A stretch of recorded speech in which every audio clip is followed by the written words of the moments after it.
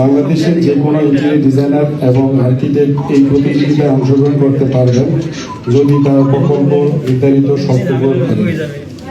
প্রকল্প জমা দেওয়ার পুরো প্রক্রিয়াটি অনলাইনে সম্পূর্ণ হবে। অংশগ্রহণকারী www.idapaward.com ওয়েবসাইটের মাধ্যমে আবেদন করতে পারবেন। কিভাবে আবেদন করতে হবে, কি তথ্য এবং ডকুমেন্ট জমা দিতে হবে, এইসব বিষয়ে বিস্তারিত নির্দেশনা ওয়েবসাইটে দেওয়া থাকবে।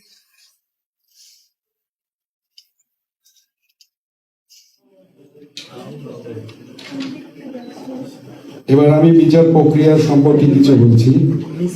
আমরা শুরু থেকে এমন একটি বিচার ব্যবস্থা তৈরি করছি যাতে কোনো ধরনের পক্ষপাতিত্ব এবং প্রভাবের সুযোগ না থাকে। প্রাথমিক যাচাই শেষে নির্বাচিত প্রতিটি প্রকল্প